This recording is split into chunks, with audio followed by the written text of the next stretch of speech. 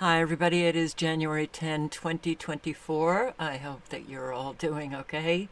Yeah, life, you can only take it one day at a time because there ain't no future for us.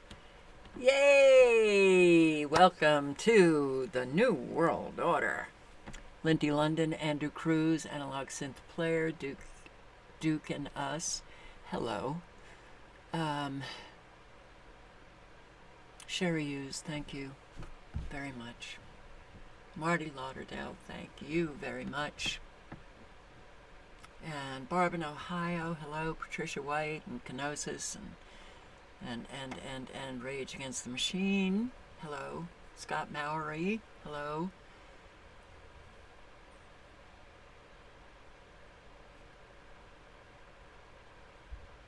Okay. Let's see who else is in house. In house. Hypocrite's Matrix, Forever Flowers, Oracle 11, Jane Northrop, hello. Alright, I'm just going to get into it. If I've missed anybody, I apologize. Hello to everyone. To everyone. Does that mean awakened sleepers here? I don't know. I don't know. Crystal Ingram, Silent Walk. Hi, guys. Let's just start with radar. Poof! The storm has exited the United States of America. But before it took the exit ramp, it did an awful lot of destruction. Unfortunately, we're going to have a repeat pretty much in the same area. Well, let's get into it. Let's check out our fabulous weather, which has been pretty intense. Severe storms, tornadoes hit several parts of the southeast. About this, I want you to take a look here at your screen. This is from Clayton County in Georgia. Well, a 78-year-old man was killed by a falling tree, which was caused by some severe storms that hit several parts of the southeast. Authorities said that the man was traveling when he was on the highway when the tree suddenly fell, killing him on impact. Well, as strong storms have brought some powerful winds and heavy rains to that region, multiple tornadoes, they were reported in Florida and in South Carolina. Storms brought down buildings and power lines and caused other significant damage in the region.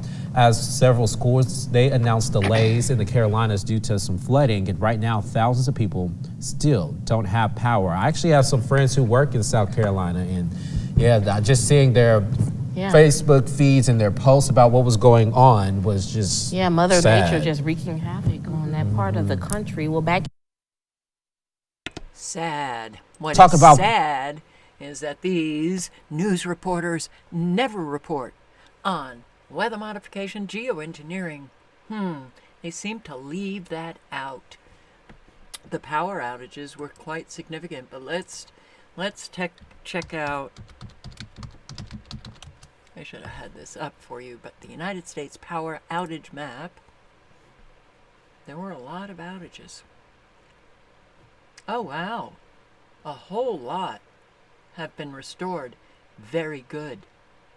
Very good. But Pennsylvania still has 42,587 without power. New York, 67,761.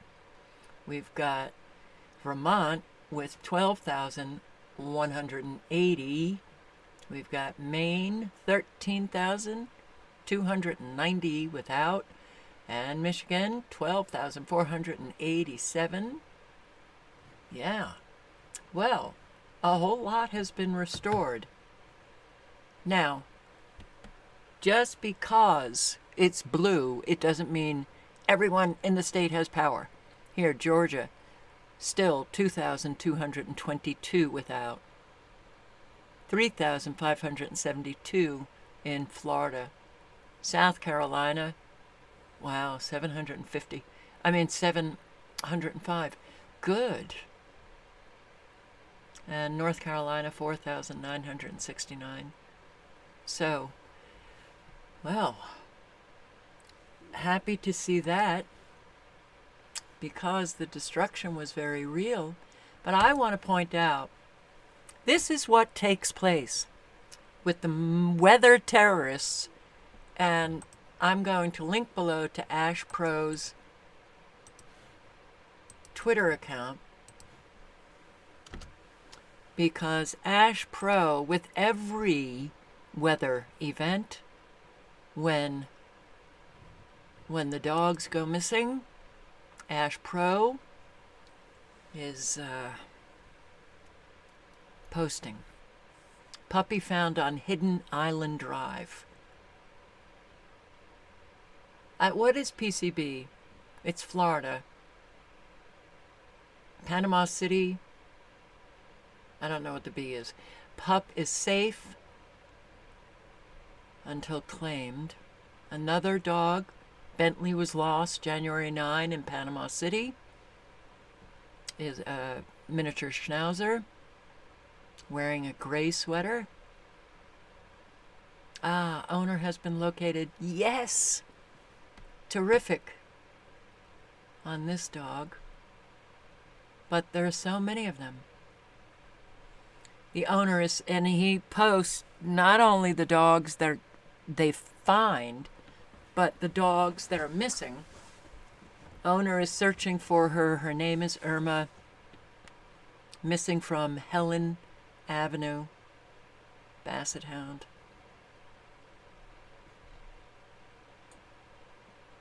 Found on Comet Avenue, Callaway. Please share to reunite with owner. Whew. Female Labrador found by North Lagoon. This is because of the tornado in Panama City. Another one, my mom's place was hit by one of the tornadoes that went through our area this morning. One of her dogs got out and is missing. Bubba. Next to Adair Road. Missing in Bayou George. I'm missing my dog. She's very nervous. We live off Indian Bluff. Tornado came through. Man. Rambo missing. These are all the dogs in Panama City.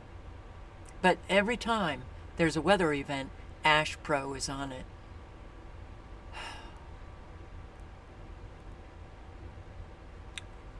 Found on Henderson Road wearing a harness and collar. Missing 17-year-old Lula.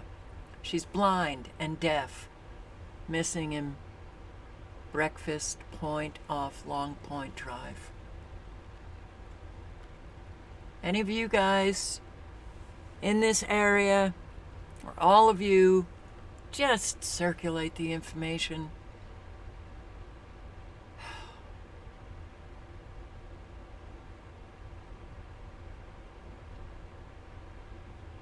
Yeah. So, here we go. Parts of New Jersey left flooded after winter storm. In New Jersey, we're hardest hit. In Lodi, homes and businesses that sit along or near the Saddle River were flooded. Several people were pulled from their homes as the waters rose. And Governor Murphy is expected to tour the area in the next hour. In Patterson, some cars found themselves stranded as floodwaters crept up onto the streets. And the Passaic River has yet to crest in the area, meaning it could get worse. In Ridgewood, it was the high wind that knocked down trees. Saturated ground could also have been a contributing factor. And in New Milford, Bergen County, flooding leading to several rescues. Eyewitness News reporter Tony Yates kicking off our coverage from there with the latest. Tony. Hi, Lauren and Dave. You know, we're only about a block or so away from the Hackensack River. If you look up the street where you see that yellow police tape, that is the bridge over River Edge Avenue, the Hackensack River, of course, underneath that. And both ends of this street are still blocked off because they want to get rid of all of this flooding. But look at this. I mean, we've made a whole lot of progress from the last time you guys saw us at noon. You can look at the measurement over there. When you saw us at noon, it was up to 2 feet, and now it's a little less than half a foot of flooding here. So they are hoping that they've seen the worst of it. A busy morning for New Milford Fire and police on River Edge Avenue. We're going to take you right over here real quick. First responders bringing in boats and 2 rescue trucks on either end of the flooding. Everything is fine. Thank God for the New Milford, police department and fire department. They do an amazing job. To get people out of their homes. This is actually our 3rd flood event in about 3 weeks, primarily due to the Hackensack River overflowing. So far today, we've had about 8 rescues, all this morning. Common occurrence here when the river has crested and storm waters combine. Look at the detail to safety. Crews using poles to check for missing manhole covers as they make the rescues. Well, the manhole covers can pop off due to the water pressure underneath, and they can't see that there's nothing there. So they'll walk and they suddenly fall into a hole, and the water current in the pipes literally sweeps them downstream. Sherry, I want to thank you for catching that comment so quickly. That was so unbelievably unnecessary. Here's more flooding for New Jersey. Saw some of the most damage from this storm. This includes Bergen County, where some people even had to be rescued from their homes. All right, Fox 5's Arthur Chen joins us live from Lodi with the very latest today. Arthur. Steve, Natasha, we're on Main Street in Lodi. That's Route 46 behind me here. All of this just got reopened to traffic about 15 minutes ago. This entire area was flooded during the course of today. Now, looking up over there where that car is coming down right now, at that position is the watermark. So if you draw a line over there and you see the level of the water here, this is how much water we would be standing in. Now, let's take you across the street. In the report we're about to show you for reference, you're going to see that van and the cars behind us, and you'll understand over there how much water there was there. Both officials and residents here agree this is not just an inconvenience, but downright dangerous. Kind of shocked. Kind of really shocked. Gabriella and her family are amongst those rescued today as floodwaters kept rising in Lodi. She, along with her husband and their little girl, suddenly forced from their home, and they were not the only ones. They basically knocked the door and told us we need to evacuate right away, because the water is going to get worse. I woke up at like around 5 or 6, and it just started getting around there. It's crazy. This is what crazy looks like. Cars submerged with only their roofs visible. At least 56,000 homes across New Jersey lost power, according to officials, who also say there were roughly 400 car incidents. Waters flooding residences, playgrounds, forcing schools and businesses to close, at least for today, possibly longer. Flood warnings stayed in place for Bergen, Essex, Passaic, and Union counties. You getting tired of it? Yeah, happens all the time. All the people downstairs over here lost their apartments right before Christmas. All of them. But it's insanity, right? Every few years. Now it's every few months. Tenants in Tom Kozio's building were amongst those who lost all of their belongings during a flood here 6 weeks ago. They're busy pumping out again today. And by the way, you can't smell it, but this is sewage that flooded in. But all these tenants down here lose possessions. But the thing is, this river has not been dredged in at least 30 years or more. Every time we get a significant rain, I panic. From Lodi to Lincoln Park, homeowners bite their nails now whenever they hear a storm is coming. Officials emphasize, with storms becoming more frequent and more intense, the state needs to focus on where and how homes and buildings are built.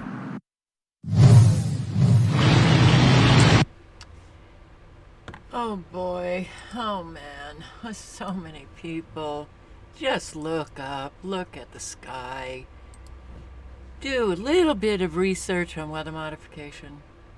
And so many people have done the research. We posted the videos for you so that you didn't have to. No. The state are underwater tonight after a powerful storm swept through the region on Tuesday, dumping between 2 to 3 inches of rain statewide. The flooding was so severe, water rescues were reported throughout the state. In South Jersey, record rainfall totals were reported in Atlantic City and Millville. The storm causing widespread road closures. Many schools were closed or delayed today. Flights grounded. A resident was spotted canoeing through Manville, which of course has had its share of devastating floods over the years.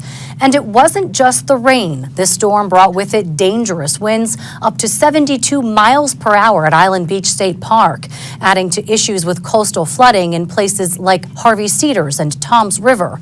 At the peak of the storm, more than 120,000 people were without power statewide.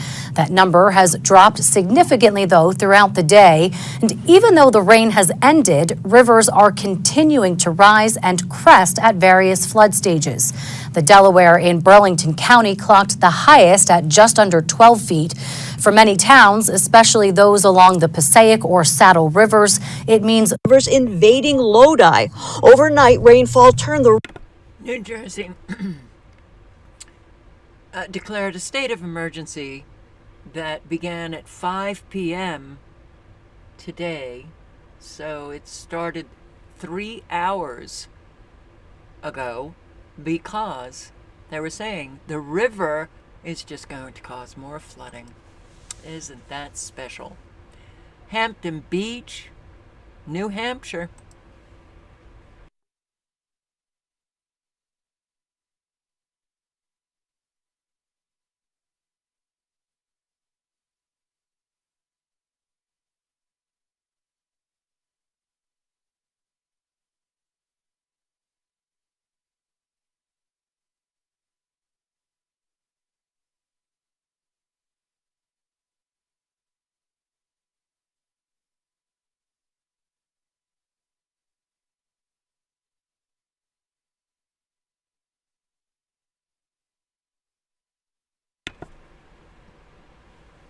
Yeah.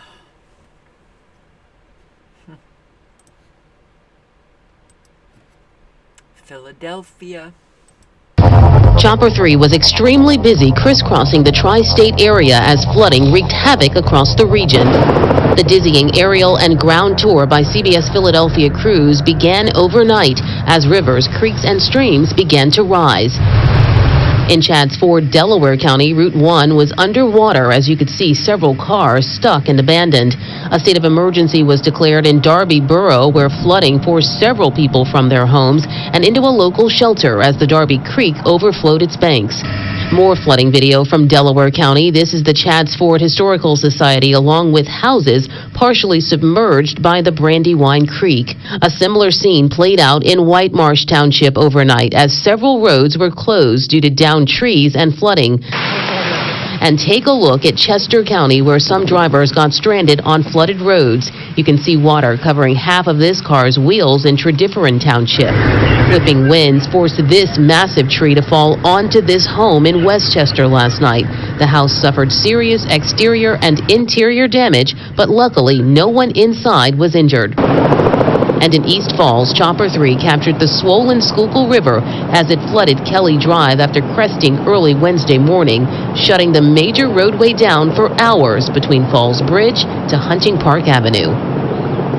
Well, we do have much more coverage for you of the impact from the storm system on our website. And while you're and trees down, hurricane winds. Hurricane winds now very common. Isn't that interesting?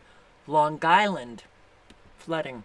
Who live on Long Island, but what they aren't used to seeing is all this rain in the middle of winter. Fox 5's Jody Goldberg talked to people who live near the water about how they're adjusting to this evolving weather. It was the triple threat that took out parts of Long Island. Heavy rain, high winds, and flooding left those along Long Island's South Shore waiting on Wednesday for the water to recede. It's usually not this bad, but today it's obviously really bad. I can't even go down any of the side streets to get home. From Freeport and Wantagh in Nassau County out to Bayshore and Lindenhurst in Suffolk. Parked here, yeah, we tried to get down, and it would have been over the boots. Residents like Russ Hansen had no choice but to walk to their homes after floodwaters on streets like this one made it too dangerous to drive. It's just something you get used to. But what Russ and others we spoke with aren't used to is what they call the new normal. Warmer winters with more rain than snow. The already soggy ground caused trees like this one in Miller Place to fall, taking down power lines and light poles with it. This year, for whatever reason, the last month has been very bad. Growing up, it was always blizzards, but now it's always rain, so times are changing. Damage from flooding and erosion in some South Shore towns could be compared to Hurricane Irene and Superstorm Sandy. Here in Babylon, officials plan to call on the state and federal government to help with temporary and long-term repairs. You can't really fool or combat Mother Nature. You can just be... Oh, shut up. I can't stand it. Cannot stand how willfully ignorant people are. I'm going to say willfully ignorant because all of this information is easily accessible. All of this information, people have been talking about it. I was having a conversation with a subscriber today about how, when you think about how many people are awake, not just in our country, but all over the world, it's like I've said, just talk to your local conspiracy theorists because they're out there. And many people have tried to have adult conversation with people about the weather. Yeah, look up. Doesn't that look strange? Okay, so no, are you kidding me? These officials, and you actually, these people are elected. You elect them. They're stupid, dangerously so, for not telling you what really is happening.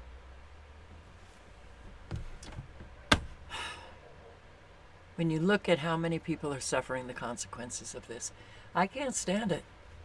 Strong wind brought the ocean to the doorsteps 3,000 miles from the northeast, Washington.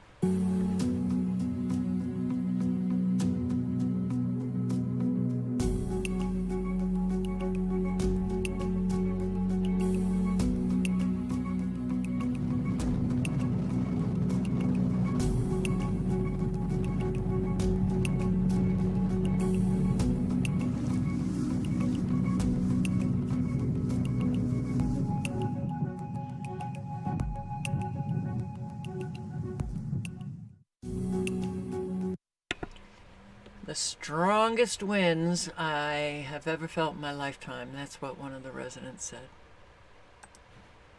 Well, yeah. Get ready, because it's coming again.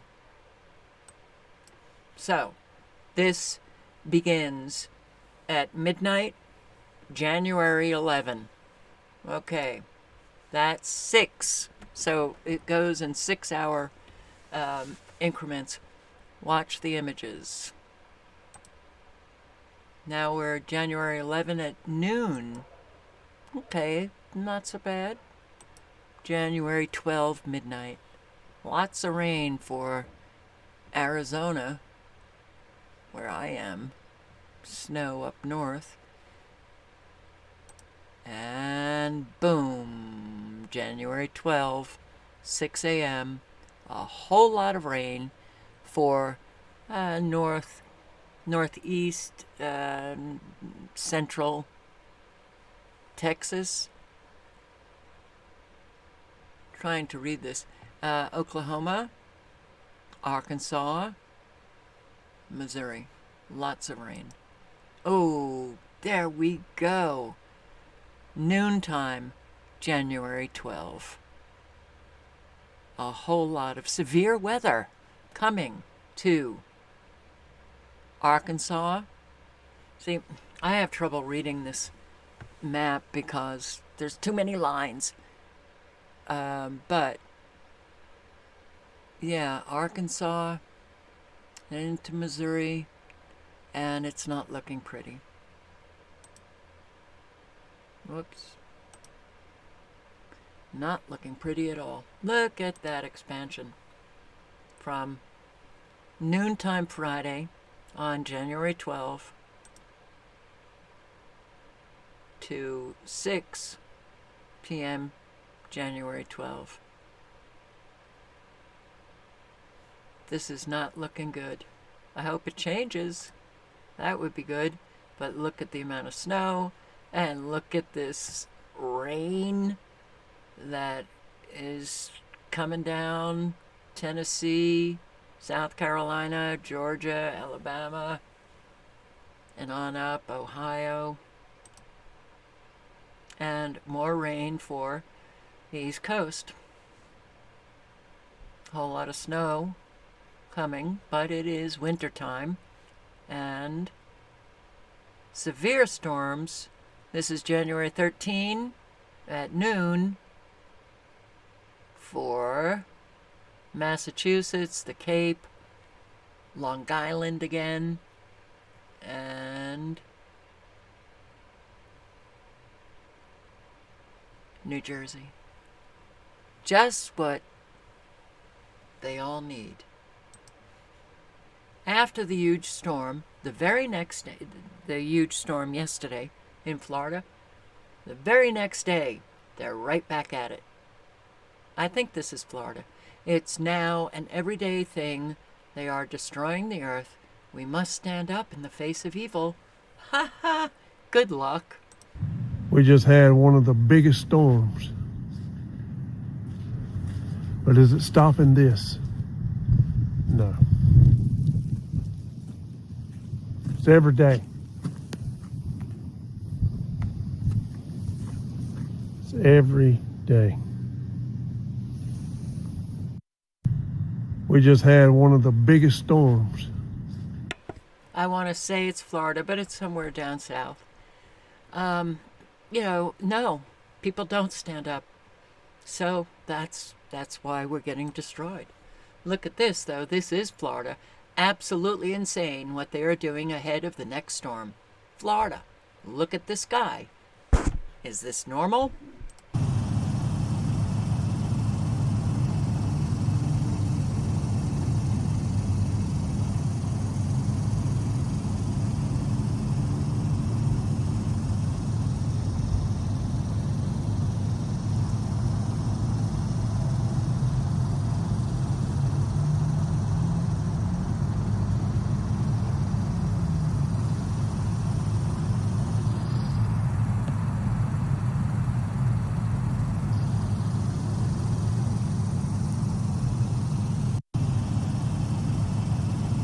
No, it's not. And as far as I'm concerned, these are the activated nanobots, the little blips of cloud. And here, I mean, this is...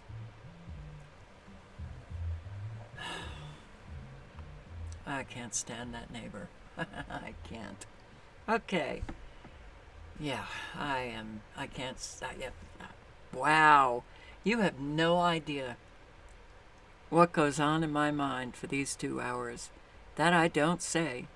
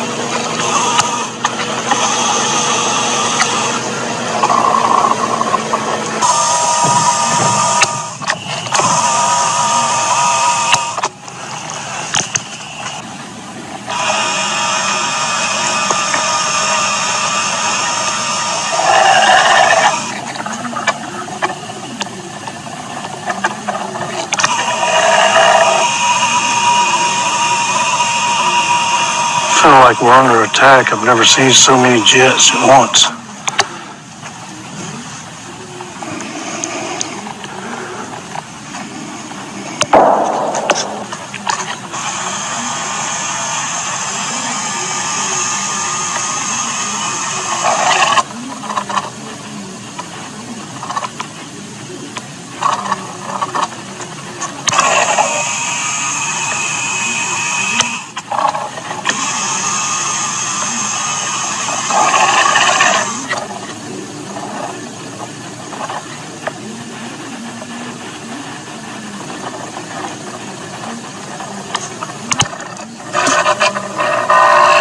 I hear a C-130.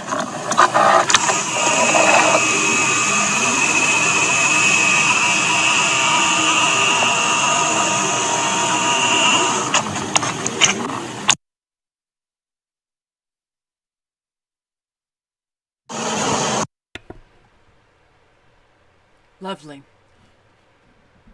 Just your typical contrail. Don't question it. Keep your eyes blind to the reality. that your eyes are actually seeing, but your brain tells you something else. That's quite a magnificent feat. Now, massive greenhouses for food production for the elites. Real fishing life. I'm going to post the link.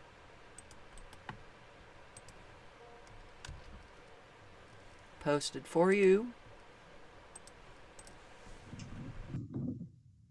Good morning, freedom fighters. It is January 10th, 2024. I just had the notion to look up giant greenhouses, because if they're poisoning our food from above, their food must be coming from somewhere else, correct? Well, look at this. Microsoft, Intel, whatever all these guys are, growing cucumbers in massive greenhouses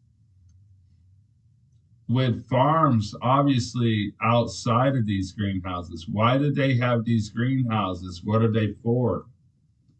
Is it to protect their food source from the poisonous material that we're forced upon? This would be the only kind of organics that might be actually organic, but there's no such thing as organics. You're using some kind of source to grow your foods. But I guarantee this is what they are expecting to be able to survive while we all are poisoned. They are eating different foods than all of us. Lord have mercy. I don't know if there's a heaven, but I truly pray there is a hell for these people that is doing this to us, poisoning our land so everything dies, so we will starve by the hundreds of millions without ever firing a shot.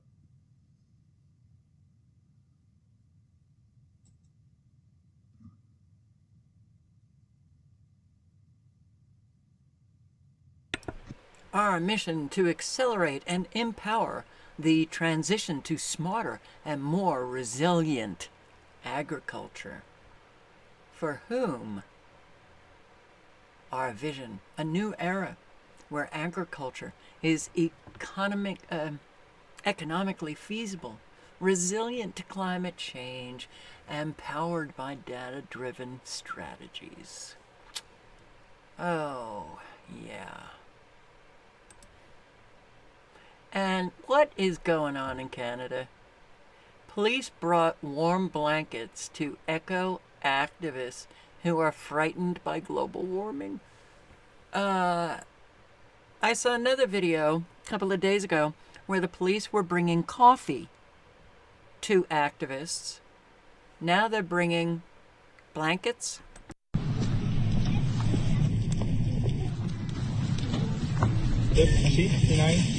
Sorry, I said that was Canada. I thought it was Canada. Where is it? How nice of the police. They blocked the roads. And here the police are bringing them blankets because it's cold out. Instead of, I think that's Italy. Let me know if any of you know. Will the Texas power grid survive next week's polar vortex? Well, it's coming. It's going to be very, very, very cold. Very cold. Indeed. Unfortunately, North Dakota, South Dakota, Montana. Wow. Minus, what I am looking at in areas of Montana, minus 55, and North Dakota. But pretty much the entire state of North Dakota and a whole lot of Montana is going to be in the minus 40. Oh. That hurts. But the purple, the dark blue, the light blue, minus 10 -5, dark blue, darker blue. We're actually a little bit lighter. Okay, the light blue and the very pale blue and the greenish is from 10 on up to 30 to 40. Oh, I'm not looking forward to this. Not at all. Not at all. So, will you be able to keep your power on, Texas? I think it won't be as bad as it was a couple of years ago, but it's still, well, who knows? Whatever they want to bring, they're going to bring it. They are going to bring it. Ow. Ow. And the water. Ugh. Everything is just so fabulous here in our magnificent country of the US of A. Drinking bottled water is often considered safer and cleaner. Drinking bottled water is often considered safer and cleaner, but now a new alarming study says water bottles are filled with hundreds of thousands of microplastics. These microscopic particles are small enough to enter the human bloodstream. KTLA's Samantha Cortese joins us live with what experts say these findings mean for our health. Sam. Yeah, the International Bottled Water Association. It exists. It sounds like the bottled water lobby. They say tonight that this is just media scare tactics. But we have an interview with the lead author of this study, as well as a local doctor who says, look at the emerging science and decide for yourself. Tiny disruptors to our bodies may be in the water we drink because of what the water is in: plastic. I mean, whether we see it or not, it's out there. Columbia and Rutgers University researchers say they tested 3 popular brands of bottled water sold in the United States. They found, using laser technology, the average liter of a bottle of water has nearly 250,000 invisible nanoplastics. The study's lead author says that is 10 to 100 times more than previously believed. I myself, as a scientist, I would want more data in terms of the toxicology study to actually know that how harmful it would be to my own body. Chan said nanoplastics are believed to be more toxic since their smaller size makes them easier to get into our bloodstream and reach our vital organs. Dr. Kimberly Petrick from Kaiser in Santa Monica reiterated the important distinction. Because they're so teeny, they might migrate through tissues of our digestive tract, lungs, and into our bloodstream. Doctors say these plastics are estrogenics. They are omnipotent and potentially harmful. Long term, it may contribute to diabetes, obesity, cancer, and fertility problems. But again, this has been shown in animal studies, not necessarily in humans quite yet, but it has been shown to be present in our cells. So we know that it's there. We just don't know what harm it is doing to us. The study. So they don't tell you what the popular brands are. Massive search and rescue underway at Tahoe Ski Resort after major avalanche buries and injures people. And I am finding that a whole lot of videos, regardless of what site it is on, they ain't playing. They're just not playing. And you guys in the UK, I don't know if anybody is interested in this, but, you know, it's just yet another piece of evidence that, yes, countries have partnered with our fabulous World Economic Forum here, UK and World Economic Forum, to lead regulation revolution to foster industries of the future. Partnership.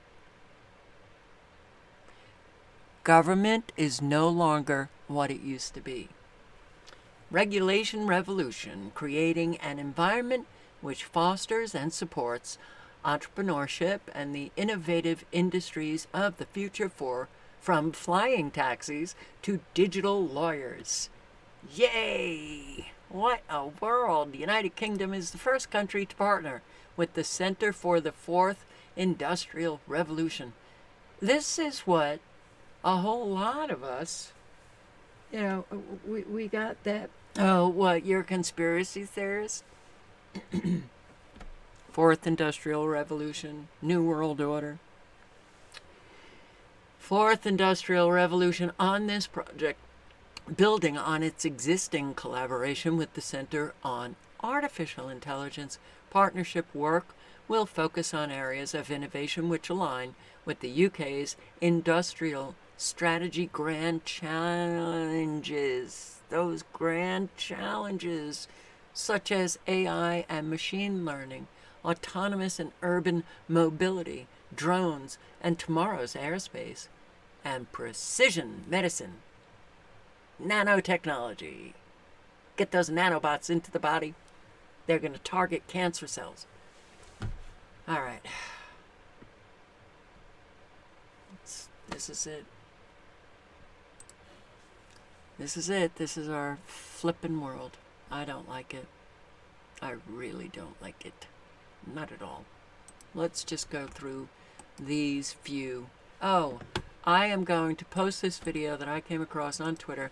This is Sabrina Wallace, Synergy on Odyssey, and this video someone posted, but it's back, I believe, in 2022. But for those who have difficulty understanding what Sabrina is saying, you might want to watch this, because I think it's a simpler, I think it will be easier for you to understand. But understand this. They have the technology, they've had the technology to control all of us for a very, very long time. So we don't even know what we're living. What you really need to know, though, is your own self. Your own self. Your own self. So that if anything happens, you will be able to recognize the subtle differences that you're experiencing that are not characteristic to you, and, well, wait it out. I'm more, well, there's so many. I mean, the physical targeting of the two-legged, giving them a whole lot of medical issues. Okay, well, that is unfortunately where we're at. But I am really more concerned about the behavioral control that they have. And they do have it. Because they can destroy people's lives. They can destroy relationships. They can bring about a chaos in society. Oh, wait. I think we're living it. I think it's only going to get worse. Did I put the link in? I can't even remember. So I'm going to put it in again. And I hope that you watch it, listen carefully, and circulate it. Okay. Here, parents who refuse to let their kids go trans could face 7 years in prison in Scotland. Wow. Parents who refuse to accept their children identifying as transgender could face 7 years in jail under a new law in Scotland. Well, this is sounding a little like Canada. Tyranny. Big time. Yeah. Dare to object to dangers presented to children by other people, and you're the parent. Dare to object. You'll be taken out of your home in a handcuff and put in jail. How could people not see the tyranny behind this? Huh? How? How can people see that this is actually a good thing for children to decide, well, I'm another sex and I want treatment and I want surgeries. Okay. I don't know what the hell has happened, but something has really happened. And here, this person is going to be a child psychologist. Whoa. They go to school, they find out what it means to be non-binary. Now they're coming back identifying as non. I'm in a master's program studying child and adolescent counseling. And guess what age children start to be aware of their identity, including their gender identity? 4. A 4-year-old knows who they are, what gender they are. When I was 4 years. You know what? This is how sick the mind is in society. The collective mind. A whole lot of people are truly sick. I mean, I want to say mental illness. This is beyond mental illness. You know, and I love how people, I'm, whatever she said. Now they're coming back identifying as non. I'm in a master's program studying child and adolescent counseling. I'm in a master's program studying child novelist counseling. I don't know what the hell that is. But really? So, because you're taught abject lies, you think that you're knowledgeable and that somehow, because you're in a master's program, you're above. What did you just learn that day that you posted this video? That children at 4 years of age know who they are? Did you just learn that, sweetheart? Holy shit. John Hopkins just sent out this hit list of people automatically guilty of privilege. Males. All males? Whites. Christians. Middle-aged people. Able-bodied people. Middle and owning class. The middle and owning class. English-speaking people. Yeah. It's true. John Hopkins. These brilliant universities. Chief Diversity Officers corner. Privilege is a set of unearned benefits given to people who are in a specific social group. All men, I guess. All men. Cisgendered people. Heterosexuals. Middle-aged people. Middle-aged people. You're privileged. Why are parents still sending their kids to colleges and universities? And I mean, don't they know that everything their children are being taught now is a lie? Breaking. Sean Gravels, outspoken LGBTQ activist and president of an LGBTQ pride organization in Canada, was arrested for sex crimes against children and possessing and distributing child pornography. Now, what this whole group is, that they are obviously pushing an agenda, is very different from the gay, lesbian, bisexual, sane people. There's don't just group them all together. But there's an awful lot pushing this agenda, the rainbow flag, and they're getting arrested for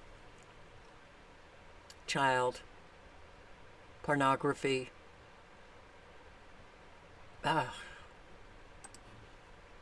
Now, did you see this on Hunter Biden? For some reason. So, once again, we have a Congress that will be they had a hearing on whether or not to hold Hunter Biden in contempt for not showing up when he had a subpoena to show up. Why do they have to now hold a hearing and take a vote on whether or not to hold him in contempt? When you don't show up and you have a subpoena to show up, that's contempt. But this is our Congress, right? Well, for some unknown reason, Hunter Biden decided to show up for this hearing and then walked out. Ms. Green from Georgia for 5 minutes. Thank you, Mr. Chairman. All right, so Hunter and his attorney is sitting here, and I don't even know what to call this. I don't know what to say anymore. I mean, everybody is showing everybody else such profound contempt, disrespect, and he should be in jail for the contempt. But today, he's just showing his own contempt for the law. Ms. Green from Georgia for 5 minutes. Thank you, Mr. Chairman. Excuse me, Hunter. Apparently, you're afraid of my words. Whoa! Oh. I'd like to reclaim my time, Mr. Chairman. Kind of burst their bubble. Wow, that's too bad. I think it's clear and obvious for everyone watching this hearing today that Hunter Biden is terrified of strong conservative Republican women because he can't even face my words as I was about to speak to him. What a coward. Ms. Green from Georgia for 5 minutes. What a joke is Congress. What a flippin' joke. The whole thing was staged, orchestrated by his attorney, and here, he looks like he's on crack, and reporters were actually asking him if he was on crack. Please, I'll answer your question if you be quiet and let me make a statement, okay? What kind of crack do you normally smoke, Mr. Biden? Please, I'll answer your question if you be quiet and let me make a statement, okay? What kind of crack do you normally smoke, Mr. Biden? Please, I'll... Oh, it's so fabulous. You are the epitome of white privilege. Oh my God, he is. He's male, he's white, he's middle-aged, he's able-bodied. My God, he's got a whole lot of privilege. That was Nancy Mace from South Carolina who said, "You are the epitome of white privilege." Chaos ensues after Hunter Biden crashes contempt hearing, then flees when Marjorie Taylor Greene begins to talk. Holy shit, man. We are just... to come answer the committee's questions under oath before the American people. This is at the same time that they stand by the categorical non-compliance of Republican members of Congress, like Mr. Jordan, who have material information about the violent attack. One moment, the cameras cannot be in the well. Cameras cannot be in the well. Cameras cannot be in the well. Cameras. This won't play. The Oversight and Judiciary Committees are moving to hold Hunter Biden in contempt after he skipped out on a closed-door deposition last month where he would have faced serious questions over his business dealings in connection to their impeachment inquiry into his father. So, I mean, it's... Yeah, there he goes. And the reporters are like, they keep screaming questions about crack. Mr. Biden, Mr. Biden, did you show up to test? Why did you show up today? Why did you put your dad on speakerphone if he had nothing to do with your business? You put him on speakerphone multiple times to talk to your business partners. Why did you show up today? And, you know, why do you claim that your father, President Biden, had nothing to do with your business when you had your father on speakerphone talking to your business partners? Why did you do that?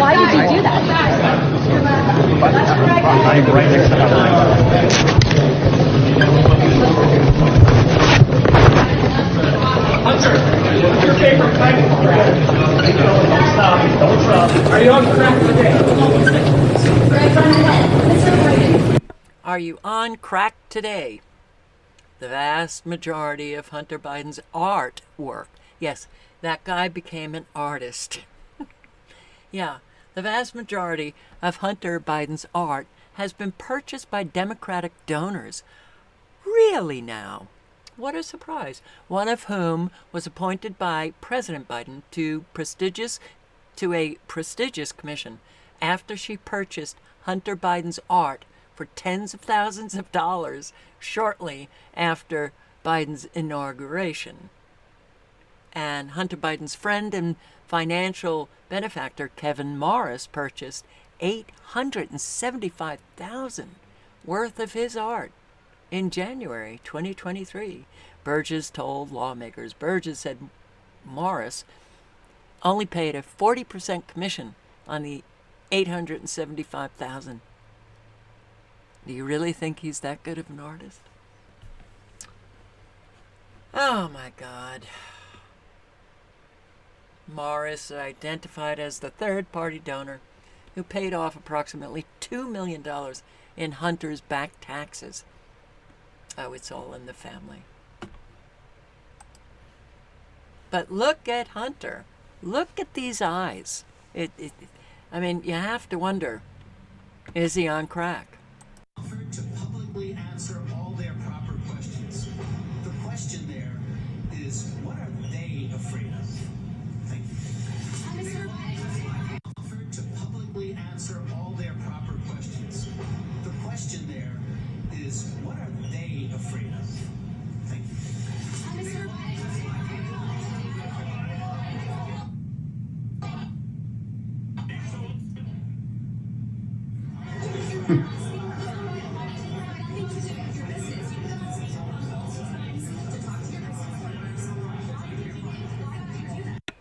There was one video that it was pretty clear that his eyes are just not quite right.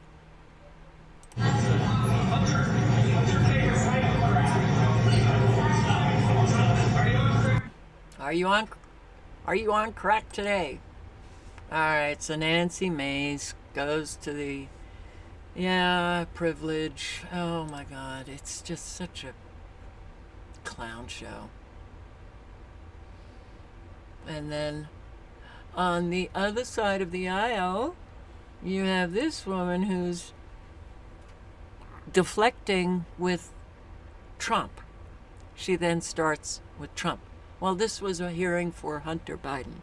But hey, that's how we roll. Just deflect with anything.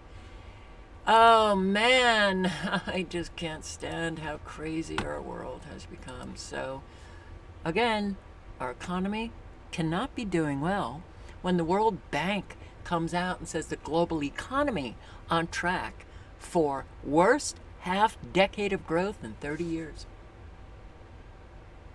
Yeah, we're part of the global economy. And just an aside, 2 stray dogs caused $350,000 worth of damage to a Texas car dealership by scratching cars, ripping off bumpers. 2 stray dogs. Woof! You go. They think the dogs got in under the fence. They were chasing stray cats, but there was actually a video of it, and I couldn't find it. So, oh, dogs can do a lot of damage. All right. I just received footage from a mom in James Madison High School in New York City where students are learning remotely to make room for those illegal migrants. Wow. So this is the unloading of cots and other supplies to James Madison High School for illegal migrants. Huh? Oh, this is cots. This is beds. They're bringing in food.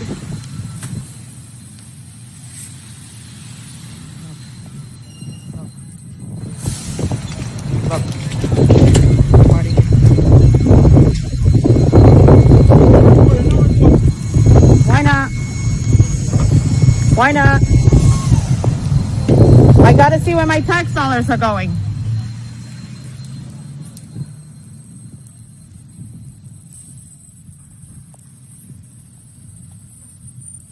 Hold on.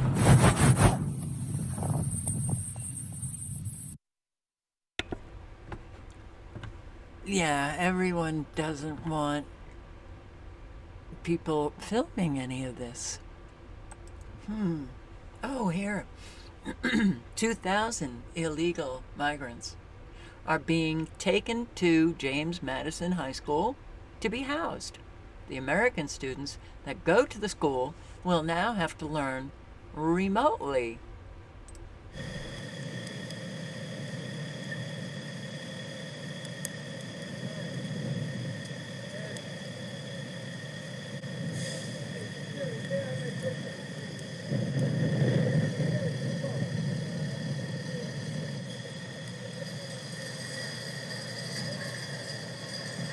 Well, at least they were delivered in school buses. Wow. Amazing. Amazing. The work and effort and the money that goes into accommodating illegal migrants. No problem. The children, well, you get to learn remotely. The situation in James Madison High School is even worse than we thought. They're not even doing remote live learning with a teacher. Students have to request in advance via email if they want an actual teacher to be available to teach them. Otherwise, all you get are assignments, and when you're done with the assignment and you send it in, that's it. That will dictate your attendance for the day. Teachers will be available via Zoom if requested prior by email. Any of this seem to be like a good thing? Like, this is, don't you think it's a little crazy what we're doing here? Maine is now paying the rent of their illegal aliens after placing them in newly constructed apartments. The state is using $3.5 million to house 60 illegals for 2 years. Maine is also spending $100,000 for their legal support in seeking asylum applications. Think this is a good thing?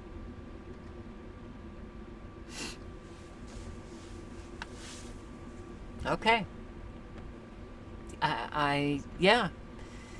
Americans are dangerously, I don't know, dangerously what? You guys come up with a new word or something. They're, I want to say dangerously stupid. No. Because they still have the brains. They just don't want to know. It's kind of like what Carter said to Amy Goodman of Democracy Now! Israel, the Palestinians, Americans just don't want to know. They don't want to know. And then when they have to suffer the consequences of what they don't want to know, they'll still not want to know, but boy, will they bitch and complain. And here, Hernando, who I like, is officially endorsing Commander Furman for Congress. And yeah, I mean, by the time that guy got to Congress, and then, you know, he would have to marshal an awful lot of his congressional colleagues on his side to fight what's happening at the border. We're talking at least 2 years. So, all the damage is done. Endorse who you want, believe the Matrix, somebody Republican is gonna, Trump is gonna be the savior, I know it. No, Jesus is coming back and he's going to just eliminate all of the evil and bring back peace and okay. Okay, Fernando Arce here, citizen journalist at the American Replacement Center in San Antonio, Texas. I'm here this afternoon with retired Commander U.S. Navy Jay Furman. How you doing, guys? Running for Texas Congressional 28 here with Armando, who's doing an amazing job as a citizen, taking responsibility for his neighborhood and showing the border invasion from his point of view. Just taking his cell phone and bringing awareness to it. This is how we're going to end this. If everybody picks up their phone, takes back a little power in their area, and documents what the border invasion looks like to them, and sends it to my website, commanderfurman.com. Hernando and I are going to organize these things to point them at our leadership and make them change the policy. This is completely a policy issue. This began in January 2021 with a stroke of a pen. There was no crisis around the world that forced people to come up. It was simply the fact that Democrats want votes and the Chamber of Commerce wants lower wages. So they're taking your... See, this guy is not all that informed. He's not all that informed. First of all, this has been going on for decades. Republican, Democrat, it has not mattered.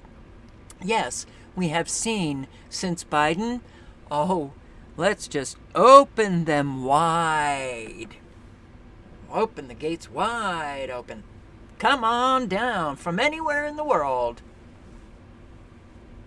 Okay, it got so massive that all of those, like Hernando, who shined the light, well, mainstream media stepped in to shine a light, and yeah, the damage is already done.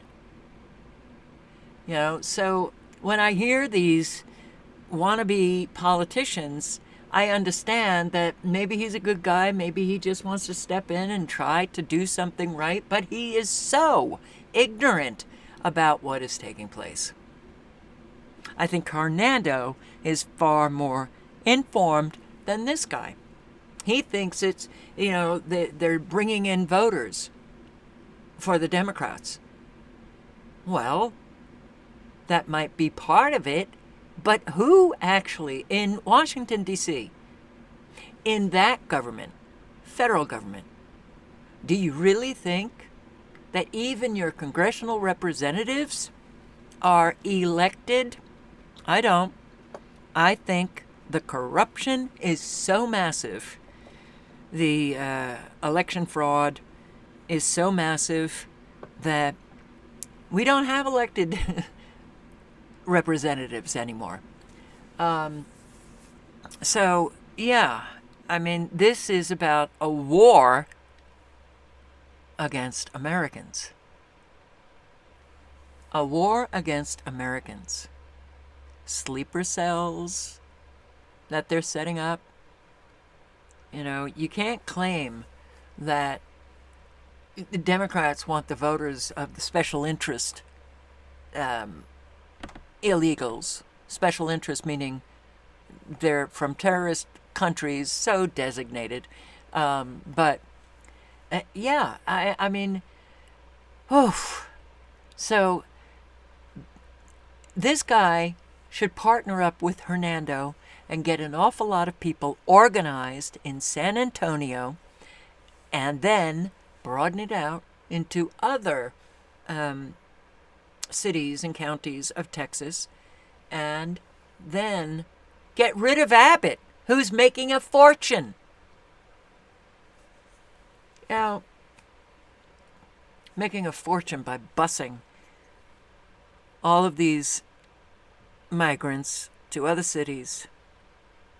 He gave the contract to his buddy, $5,000 a head. Every individual who gets on one of those buses, Texans are paying $5,000. Don't you think Abbott might be getting a little cut of that? Yeah. So, it did not start in January 2021. It accelerated in 2021. 1,900 migrants moved back to Floyd Bennett Field. The chaos, the amount of time that's consumed, the amount of money that is consumed, the amount of effort that is consumed for these illegal migrants. And we're forgetting about all of the homeless who are sleeping on the street during the winter. Storm also took a toll on Long Island, where it left parts of Suffolk County flooded and will make the commute rough this morning. Yes, it will. Here in the city, wicked winds knocked down trees and power lines and also forced the city to evacuate nearly 2,000 migrants from a Brooklyn shelter. Let's get right to Lizette Nunez. She is live in Marine Park with the very latest. Lizette? Good morning to Shawnee and Dan. Well, all the migrants have since been taken back to Floyd Bennett Field. They were only here for a few hours to spend the night inside the gymnasium at James Madison High School. And the reason for that is because Floyd Bennett Field is prone to flooding. Bus after bus pulled up in front of James Madison High School in Brooklyn. Hundreds of migrant families rushed in as they attempted to get out of the pouring rain.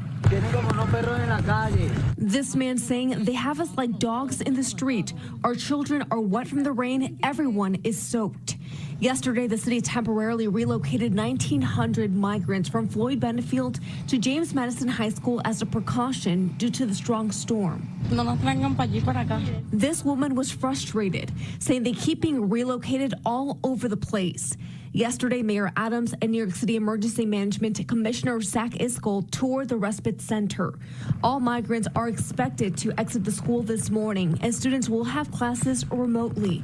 Those who live nearby angry about the situation. We all should be safe from all type of weather, but these people should have been deported back to where they came from because they came into this country illegally. They didn't come here to make our country better. I believe they came here just for votes.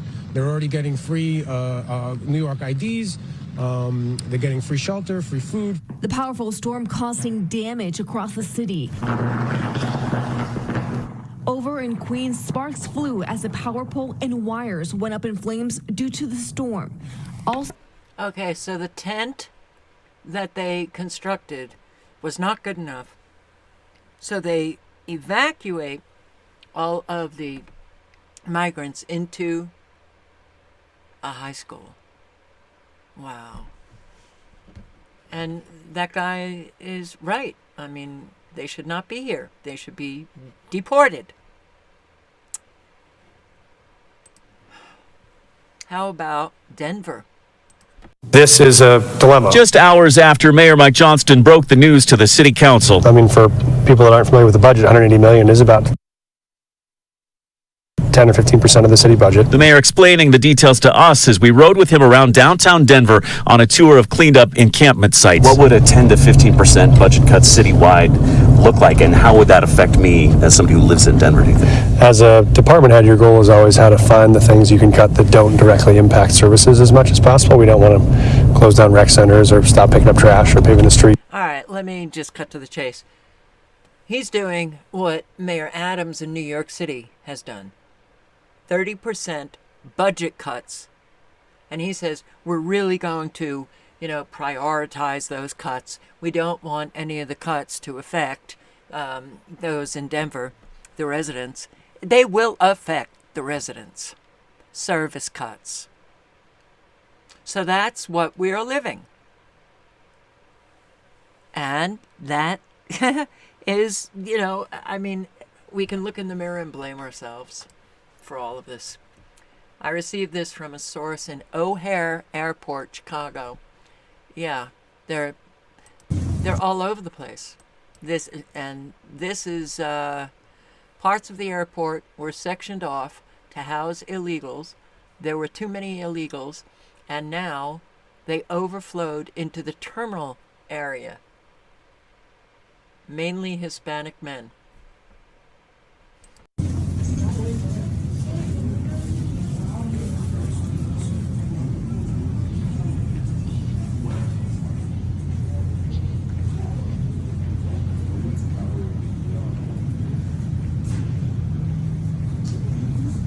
Enough picture.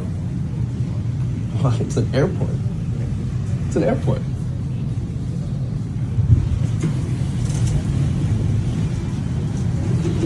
they ready to have a flight or what?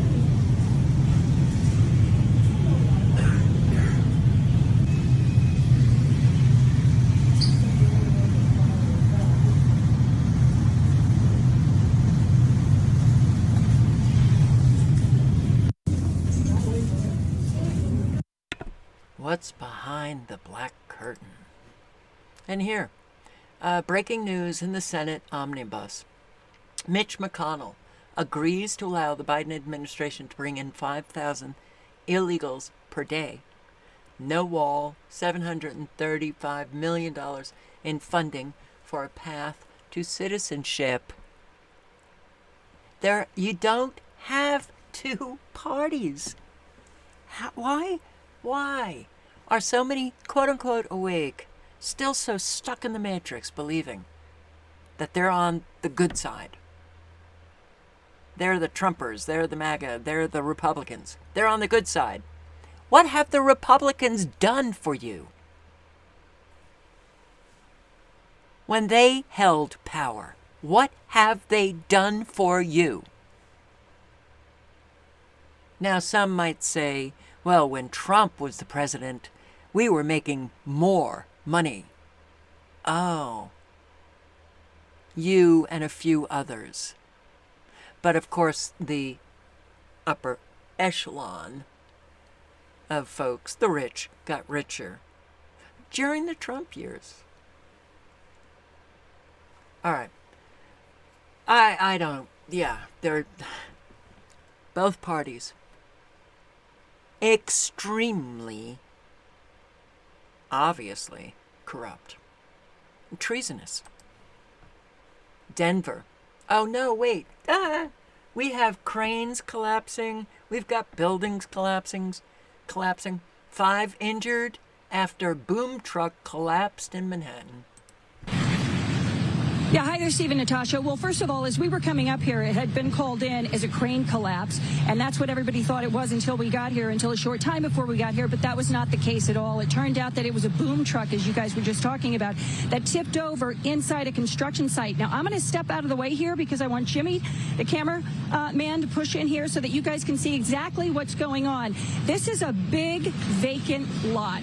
That is because the work permit for this construction site was just given out by the City Department of Buildings last month. So the construction here just started last month. Now go ahead and take a look at the video that was shot just a short time ago. This all went down at about 2:45 this afternoon. The City Buildings Department telling me that what happened was that the boom truck was moving a load of plywood when it suddenly tipped over and it fell inside the construction site. Now, we have a lot of accidents lately. A whole lot of accidents. You cannot post the images yourself. This is Canada. So, Quebec police urge the public not to post footage of thieves stealing packages from their own homes because it can be a violation of private life. You're kidding me. Wow. Post those clips online because they say there could be a case for defamation. You cannot post the images yourself because you have to remember that in Canada we have a presumption of innocence, and posting that picture could be a violation of private life. Instead, he says if anything is stolen, call 911. If you get some proof that somebody might have stolen something, then call the police. When you have the proof on camera, filmed, people coming up to your porch, stealing things from your porch, Okay, I don't. Fuck, man. We are in big, big, big trouble. I can't believe. Oh, wow. Oh, wow. There's a presumption of innocence. When you catch them in the act. Dublin. 2 men stabbed. 2 men in serious condition after knife attack. Dublin. Who's that gay? Something. Who's that Phil Shout? I don't know who you are.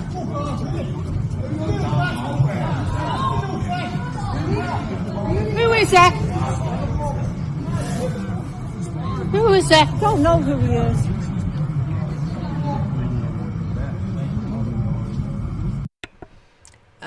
Yeah. Do I presume that it might have something to do with illegal migrants? Yes, I do. So here, part of my job is to tell the truth about migration.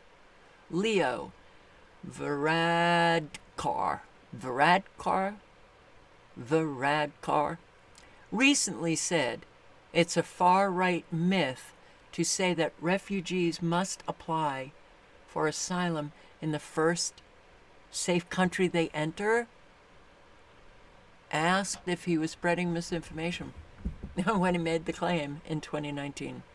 Taoiseach, a couple of weeks ago you said that the claim that asylum seekers have to seek asylum in the first safe country they enter was misinformation and a far-right myth. The level of misinformation is very worrying, and no opinion is allowed misinformation in my view. You know, I even heard on the radio this morning people saying that asylum seekers have to claim asylum in the first safe country they enter. Like, that is a far-right myth that is being perpetrated broadly. People are not under any obligation to claim asylum in the first safe country they enter. But on the 6th of November 2019 at an Immigrant Council conference, he said, quote, "We uphold the view and the law that people in need of international protection should seek it in the first country in which it is safe to do so." So my question is, were you spreading misinformation when you said that?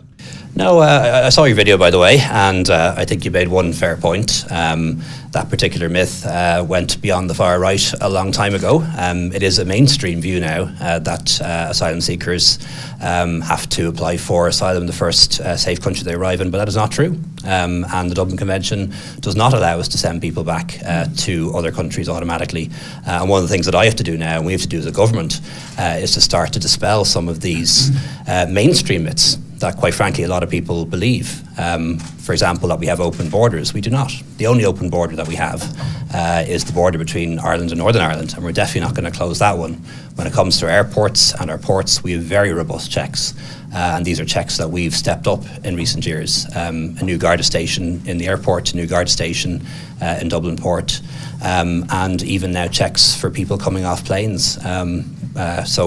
A lot of these myths, unfortunately, are far too widely believed. Another myth, for example, is that there are no checks carried out on international protection applicants. Far from it. The first thing we do when somebody applies for international protection is to register them, photograph them, and fingerprint them. All right, I can't listen to the bullshit because everything is just bullshit from these Western leaders.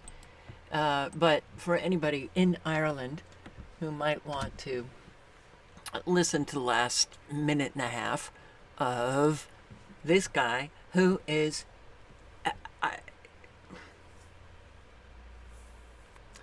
the only open border in Ireland is from North Ireland and, Ireland. Okay. Well, here, this article. And this was posted today. So, Varadkar, is that how you pronounce his name? I don't know. Has no sustainable figure in mind for asylum seekers. What I found interesting in this article was that this guy only mentions Ukrainians. I don't think that those from Ukraine are the only asylum seekers in Ireland. I just think that there's a lot more from other countries. So this is, I suppose we don't have a particular figure. So he's asked by the press, yeah, how many asylum seekers are we bringing in? I suppose we don't have a particular figure or target. It's currently around 500 a week, said one journalist. Now, Ireland is not a heavily populated country. 500 a week, 2,000 a month. And so the journalist said, do you want to see 100? Do you want to see 150? I suppose we don't have a particular figure or target as such. Roughly 100,000 Ukrainians have come to Ireland. About 20,000 of those left. So 80,000 are still here. I've got to get the population of Ireland.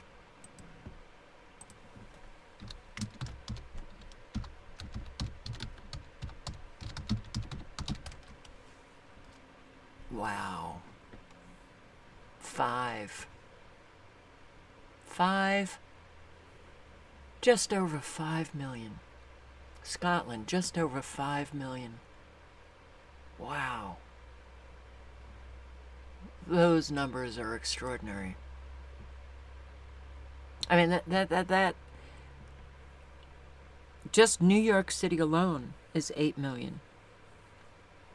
Not with the illegal migrants. 100,000 Ukrainians. 80,000 still there. And we've been able to provide them with accommodation, education, health care, and in many cases employment too. He went on to express his view that in years to come, people would be proud of what Ireland had achieved regarding asylum seeker intake. He said in 10 or 20 years' time, we'll look back on this and be very proud of what we've done as a country in welcoming so many people who have been fleeing war in Ukraine. The whole answer was Ukraine, Ukraine, Ukraine this, Ukraine that. Well, I think you have asylum seekers from other countries.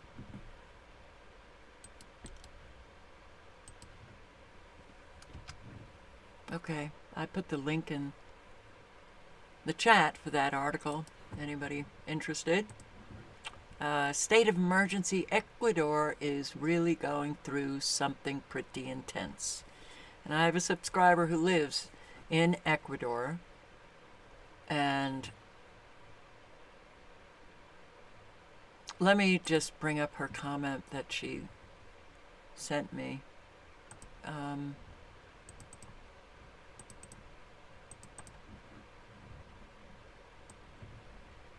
think I can find it pretty quickly. Here it is.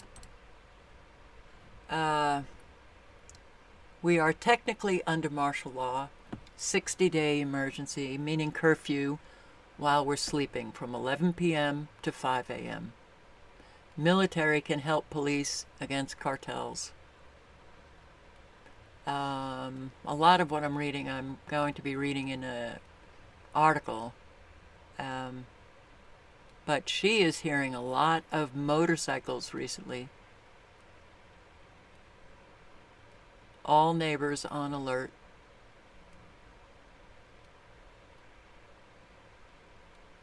And she went to pay property tax. Everything seemed normal. She did see a military truck with maybe 20 kids heading towards Loja City. I'm not sure if that's how you pronounce it. Okay. There really is no place safe anymore. And this is what's happening in Ecuador. The President of Ecuador has ordered his armed forces to neutralize lawless drug gangs after one of them attacked a live television studio. Hooded gunmen stormed the station, forcing terrified staff to the ground as one woman pleaded with them not to shoot. With a shotgun pressed into his neck, a TV presenter pleaded for help for himself and his petrified colleagues. 13 gunmen stormed the public TV station during a live broadcast. Workers were ordered to get on the ground. At least 2 gunshots could be heard. Several people were injured. The hooded gang was armed with rifles, handguns and grenades, at one stage holding a suspected explosive device up to the camera. The presenter had another thrust into his jacket pocket. After 30 minutes of terror, police finally took control, arresting all of the gunmen. Ecuador's President Daniel Noboa has ordered the military to neutralise the groups responsible for the attack on the broadcaster. It's the latest in a string of violent incidents that have erupted across the country. In the hours after the TV station attack, university students ran for their lives as more gunmen took over their campus. A 60-day state of emergency was declared after the convicted leader of one of the nation's most powerful drug gangs vanished from prison. 2 prison guards have been charged. Ecuatorianos. I've given clear indications to the police and military commanders to intervene in the control of the prisoners. I've just signed a decree of state of emergency so the armed forces can have all the political and legal support in their actions. But citizens have been left living in fear and subject to a military crackdown, including random searches. We live in constant fear because on a day-to-day basis, when we go out to work, we don't know if we will return or if we will come back home in one piece. It's distressing for the family, for those waiting for us at home. After being elected last October, President Noboa vowed to crack down on drug-related crime and violence in his country. But the criminals are fighting back. Nicole Strawn for... Oh, boy. Well, yeah, I mean, who knows? The president now of Ecuador is, 36 years old. He's getting an awful lot of weapons from the United States. I have to wonder, is the cartel working with the government, bringing in this kind of chaos, the martial law for 60 days? Will it continue on? Is this perhaps the takeover of Ecuador? I don't know, but Ecuador erupts in civil war with cartel thugs. President orders the army onto streets as crazed criminals rampage through cities, with TV stations seized, university attacked, and jail guards executed following escape of mob boss. There were also police that were kidnapped, and if anybody wants to read a lot of the details of this article, I will post the link, because it's pretty intense what's happening in Ecuador. And here, Peru also declared an emergency on Tuesday along its northern border with Ecuador because of the ongoing violence. The U.S. State Department said it's extremely concerned by the violence. The British Foreign Office warned against all but essential travel to parts of the country.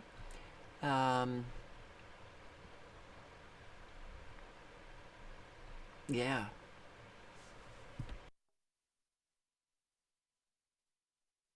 And lots of video. This is the new president, who is, once again, another wealthy guy to... Yeah, it's unfortunate, but he's quite wealthy, and I didn't check out Daniel Noboa, but you have to wonder. So,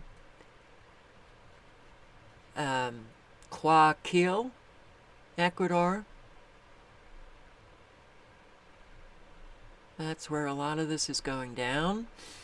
Apparently 2 drug lords who were in prison escaped. That's okay. And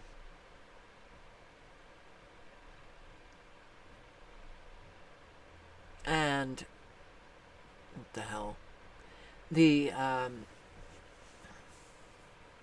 When the new president made the announcement that he's going to be creating a new intel agency and beefing up law enforcement and getting weapons from the United States, the gangs then announced that, okay, it's war. It's so Alina Manrique, the head of news for that television station, said she was in the control room across the studio when the masked men entered the building. I am still in shock, she said. All I know is that it's time to leave this country and go very far away. Ecuador is situated between world-leading cocaine producers Colombia and Peru, and has become a center for foreign and domestic drug cartels blamed for a series of gruesome massacres, kidnappings, and extortions. Fishermen have been massacred at ports. Maimed bodies have been hanged from bridges, and riots have left hundreds dead in prisons. Guayaquil, a coastal city that is Ecuador's largest, is considered the country's most dangerous, with its ports a hub for drug smuggling. President Noboa took office in November, touting his Phoenix plan for security, including a new intelligence unit, tactical weapons for security forces, new high-security prisons, and reinforced security at ports and airports. This is one of the leaders of the Los Chineros gang. He went missing from his cell in a low-security prison. Oh, really? This is the same guy. Low-security prison. Okay. It will cost some $800 million, Noboa said, though $200 million in new weapons from the army will be provided by the United States. Security in Ecuador has been worsening since the coronavirus pandemic, which also brutally battered the economy. We've got a lot of expats in Ecuador. Ecuador is a beautiful country, and to see this happening it's got to be heartbreaking for the expats, that's for sure. So, what else do we have here? A lot of pictures.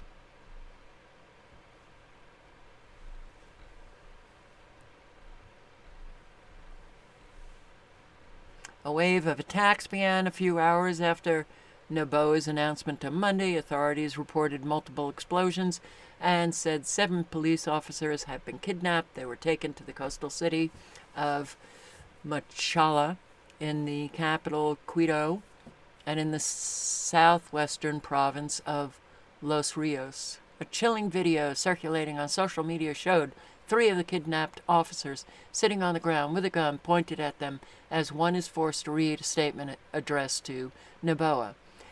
The statement, "You declared war, you will get war." The clearly terrified officer reads, "You declared a state of emergency, we declare police, civilians, and soldiers to be the spoils of war." The statement added that anyone found on the street after 11 p.m. will be executed. Now,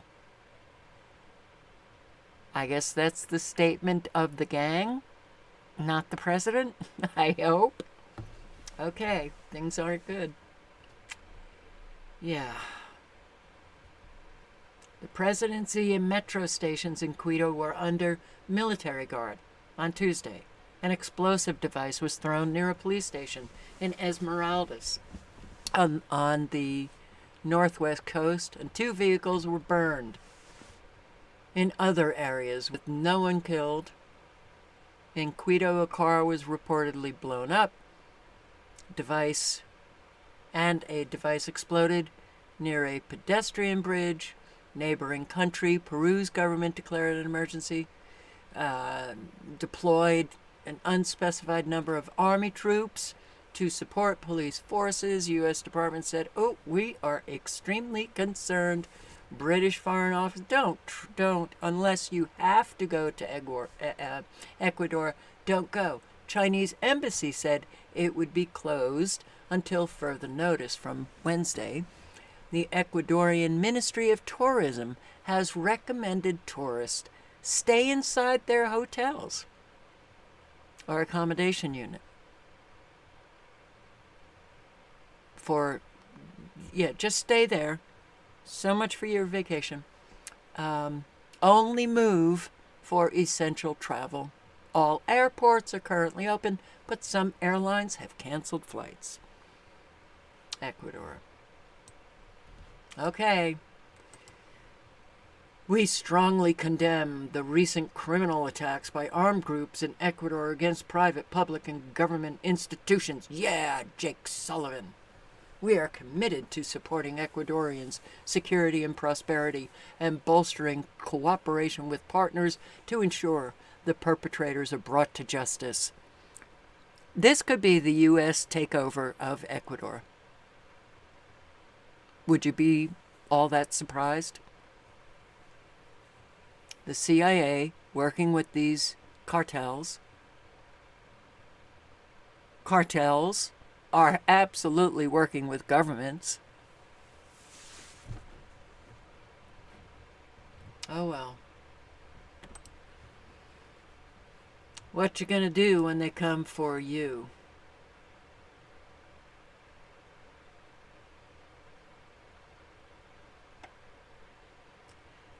I'm going to tomorrow before 5 clear up this window. What is happening in Israel, what's happening in the Gaza and West Bank, and yeah, I mean, it's beyond heartbreaking. It's so, we're seeing evil explode all over the world, and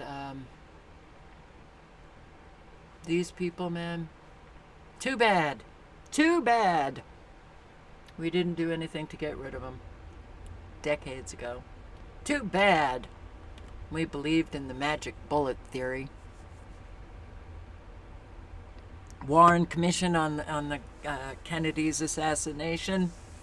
Oh, well, the American people didn't do anything about the abject lies told in that commission report, which led to the 9/11 commission report. We can do it again.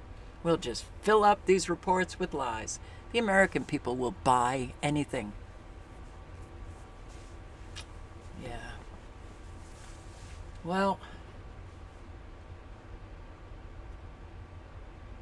anybody know of a place to rent that you don't need a cosigner? And yeah.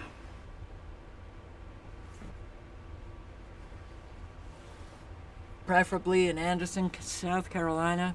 I'm dying here. I'm really, wow, having a really hard time.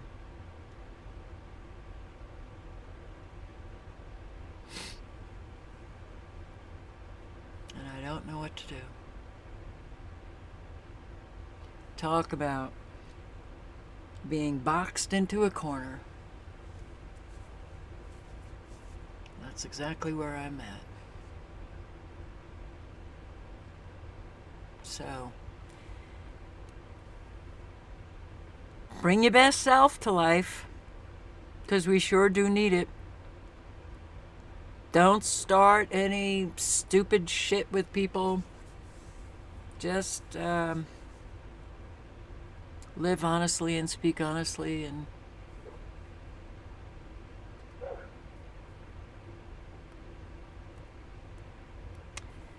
yeah.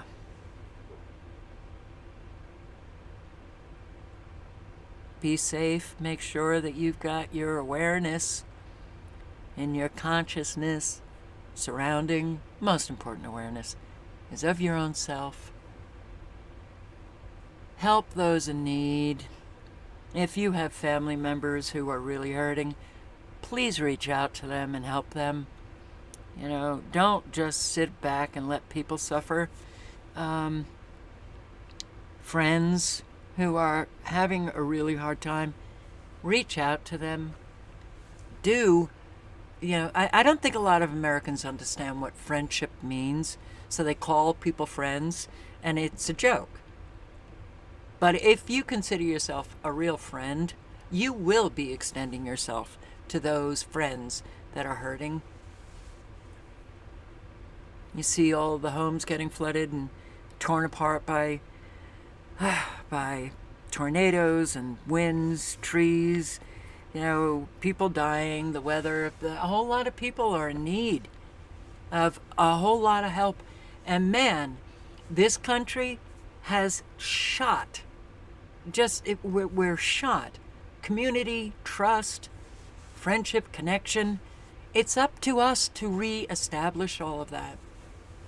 It is up to us to manifest goodness.